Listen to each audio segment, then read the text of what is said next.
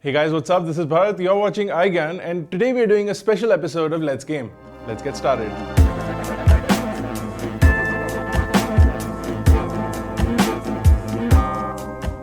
Now, because we wanted to keep this within a reasonable amount of budget, the budget gaming PC build cost us about 35,000 Indian rupees. And these are exactly the parts that we used for this build. Now, we're going to list everything featured in this video in the description below. We're going to start off with a build. Now, between 30 to 35,000 rupees, you can choose either to use a graphics card or not use a graphics card. That is again dependent on how much you want to spend. And then you can start without a graphics card and without a water cooling system, and then add all of these as you proceed and improve your gaming PC build. So let's take a look at the parts. So for the chassis, we decided to go with the Corsair Carbide 100R. Now this is an interesting chassis because not only is it a really stealthy looking matte black chassis, but it's also a relatively quiet and sleek looking. It does also have a viewing window, which means that you can also show off some of the parts that are inside your gaming PC. And then it also has really good cable management on this case, which means that all your cables will be routed through the back and the case on the inside will look neat and nice and clean.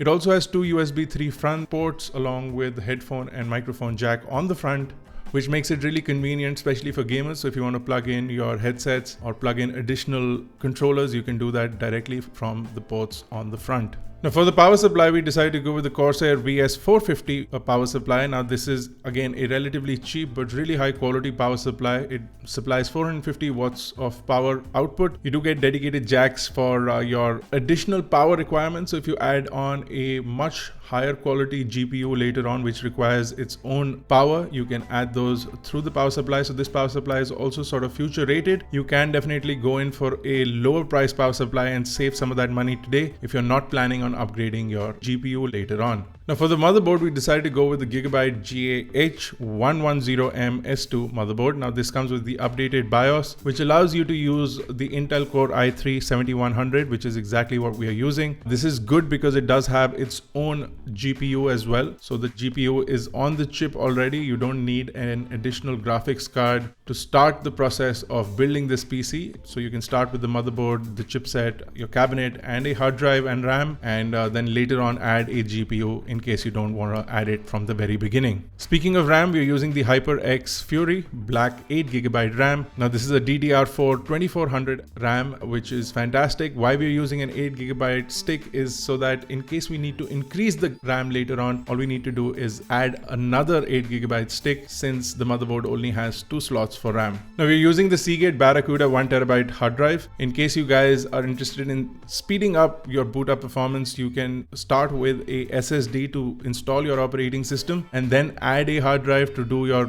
larger storage needs. But to boot your operating system off of, you should definitely use a solid state drive, and that is going to be definitely recommended for your gaming PC build. But in our scenario, we decided to boot off the 1TB drive as well. It's going to slow down some of our boot up and loading times, but it's also going to keep our costs to a bare minimum. But for our build, like I said, we're going to stick with the most stock build setup that we can get, then utilize everything else at a later on stage. Now for the graphics card, we decided to go with the Gigabyte GeForce GT 1030 graphics card. Now this comes with 2GB of GDDR5, 64-bit memory. It also has one-click overclocking, and it does have the Aorus graphics engine. It's interesting because it goes to 1506 MHz in the overclocking mode, and you also get 1468 in the gaming mode. Now the software is available from Gigabyte's website, and that basically completes all the parts for our build. Let's start the assembly. So we decided to pop in the motherboard.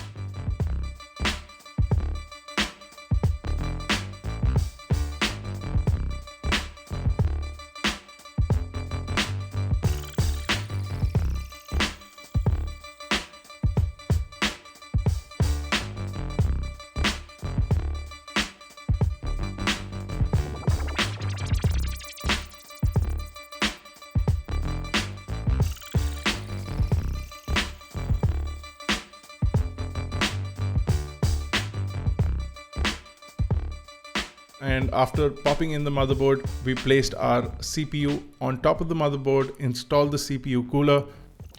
Now, even though there's a whole lot of thermal paste already on this fan, I'm going to apply some more of my own thermal paste. I'm going to remove this up a little bit. I do have slightly better performing thermal paste than what you get with the stock fan controller. Also later on I would like to sort of upgrade this fan to maybe water cooling or something, but right now because we're budget constrained, we're going to stick with the existing fan and then later on look at improving the heat dissipation. So I'm using Arctic Silver 5. Lots of cooling pastes are available. I'm just going to use a small dollop of this. I think this is one of the best available out there. That should be ideally sufficient. And let's install the fan. Now, while we're using the included Intel CPU fan, as I've installed it on the CPU, if you guys are interested in getting a slightly better cooling system for your CPU, I will recommend the Corsair Hydro H55 Quiet Edition water cooling system. Now we do have this. Again, this is an additional 5,000 rupees. So you can begin with the stock CPU cooler and then add a water cooling system later on.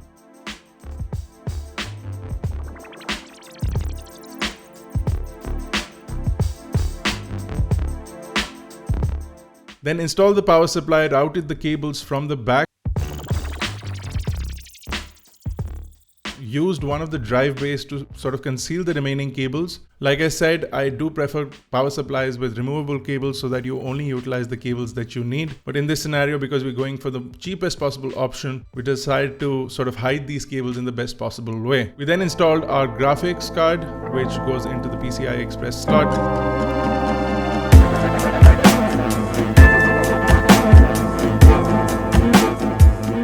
Installing the hard drive, connecting the SATA cables and the SATA power supply at the back. That basically completes everything from our installation setup. We also connected the cables from the cabinet, the power switch, the reset switch, the power LED light. All of this got connected and that basically completes the setup. We're going to close the cabinet up and then sort of show you what our finished system looks like. Now we also got the Windows installing drive to install the OS onto this and then download the games that we need for this particular build. What we are also going to do is list out all the parts that we've used for this build in the description below. So any of you guys interested in making the exact same build, you can hit the description and get all the parts that you need. In our next video, we're going to be running some games, checking out benchmarks and looking at how this budget gaming PC performs. What we've done is paired it up with a curved HP monitor, the TextEd gaming keyboard, and the Logitech G102 optical gaming mouse, one of the best mice available in this price bracket. Again, parts and everything that we've used